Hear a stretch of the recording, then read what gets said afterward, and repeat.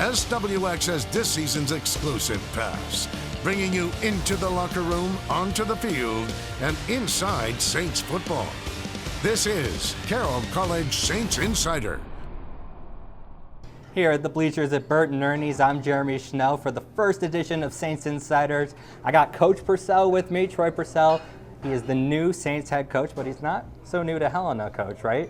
Yeah, I've born and raised here my whole life. You know, was an old C.R. Anderson Wildcat for a while, and went to Capitol High and worked my way, and played at Carroll College also. So pretty fortunate to, be able to come back home here. It's been pretty special. All right, it's time to get to know Coach Purcell, even though he's not so new to Helena. Coach, rapid fire questions. Are you ready? Okay. All right. Favorite football team growing up? Probably the Denver Broncos. Why? Was everybody liked the Cowboys, and it always seemed like the Broncos and Cowboys were playing each other, so I always liked them, and probably the proximity, and being able to watch them all the time. I think it was a big part of it. All right, favorite football team now? Could be college, could be pros. I think right now it'd probably be the Seattle Seahawks. One of my former players got to be able to play there.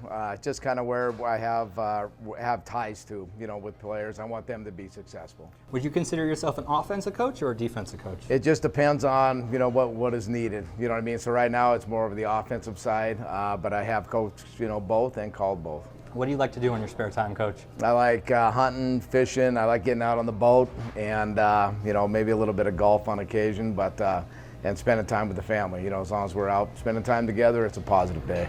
Who do you think you model your coaching style off of? I think it's a variety of Coach Petrino, Coach Tuss. Reading different things about different coaches and from Class B ball all the way to A ball, all the way up. Scott King up in Malta, and Mike Gear over in Sydney, and Nordahl over in Dillon, and so you always try to get, anytime you meet somebody, anytime you go to an all-star game or go to a conference, you try to pick up one thing and try to make you better as a coach. And so I think it's just all the guys put together, and like I said, you pick that the special thing about each one of those that you like.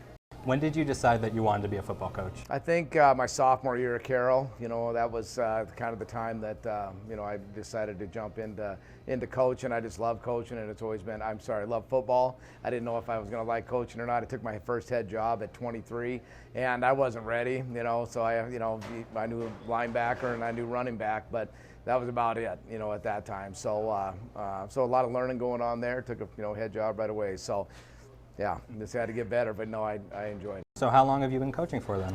30, 30 some years, yeah. Were there any other sports that you might have thought about coaching, or you played it as a kid? Yeah, no, I was playing it as a kid. I tried to play them all, and I figured out by the 8th grade that basketball really wasn't my thing. You get 5 fouls, and, I used all 5 of them, for a reason, so. But no, that was, and I've coached girls, softball, fast pitch softball, and track, and coached a little bit of wrestling and football, so along the way. Favorite quarterback of all time? I'd say Terry Bradshaw or Brett Favre. There's a couple of, Pro Bowlers. Gunslingers, right? Yeah, yep. And, it just seems like they'd be fun to hang out with. You know what I mean? Put them on a boat somewhere fishing sometime, and I think I could relate to them pretty well, and, have some good conversations and have a good time. Last but not least, favorite snack food? Snack food. I don't know. Maybe a jar of peanuts. You know what I mean, with a beverage. And keep those on the sideline with you sometimes? No, not.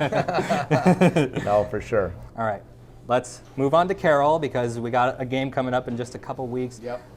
QB situation. You got 2 great QBs, and have you figured out who you're going to put at quarterback yet? Yeah, no, they're still battling right now. I just want to keep moving forward and keep evaluating them as they're moving forward, and got a pretty good idea, kind of right now. But again, I want those guys to compete, and I don't want them, either one of them, to think they're not going to be it yet. I want them both to compete and be competitive and push the other person to be as best that he can be also. And you always got to prepare yourself as a starter. You get one, you lose a shoe, your helmet falls off, you get a hangnail, something gets you out of the game. You got to get that other person in there and get them going. So you always got to prepare your mind as a starter, and you got to prepare, especially at the quarterback position, with all the checks and on the things that we're doing to make sure you're sound. Obviously, Bridgewater, he came from Colorado State, Pueblo. Tell me what he brings to the table. He might not be the starter, but tell me what he brings to the table. Devin, he's a gunslinger, and he had a lot of success there in Idaho when he was playing, and he's starting to really understand what what the offense is all about and all the keys and reads. Pretty fluid with his feet, and he's kind of like a point guard. You know what I mean? He does a good job. I think more on the run, and our zone read stuff and everything. I think he's going to do real well at that. How do you think your offense will run with either quarterback, whether it's Kobe or whether it's Devin? If they're going to load the box up in certain situations, we got to have our, advantage checks. We'll check our passing, what we've got in the game plan that week, and if they're going to back them off, and we're going to run the ball. So we're going to take what they give us. First game against Western, about a week and a half. What do they bring to the table? How are you going to try and stop their offense? When Carroll played them last year, they scored a bunch of points on Carroll. So how are you going to try and stop them? Yeah, we got to be maintain that quarterback. He's a special player. He's very explosive, he's just very explosive. He's a good player, but he's got to maintain him and keep their offense off the field. And then on the defensive side, Ferris, he's an All-American and he's a special player, So on the defensive side, we got to get them going sideways a little bit. They like to run a lot of line games up front, so those linebackers can run and be free. And it's going to be a battle. They got a lot of returners coming back. You got to play down there. So that's a very, very tough matchup. Right out of the gate. Let's go back to your offense and let's talk about Major Ali for a second. He's one of those players that can do everything on the field. He can run, he can pass block. Talk about how he's going to be included into your offense this year. He's a great guy. He just won one of our captain positions, and just an outstanding young person on and off the field, inside zone runner, and a great blocker. You know what I mean? And his receiving ability has definitely improved from the spring to now, and so I feel very confident, throwing with the ball, out of the backfield also. Obviously, we've talked about your offense a lot, and we've talked about Major, and we talked about the two quarterbacks. Let's talk about your defense for a second. Okay. What do they bring to the table for your team? Gosh, that front seven solid, man. That front seven solid, and especially with depth.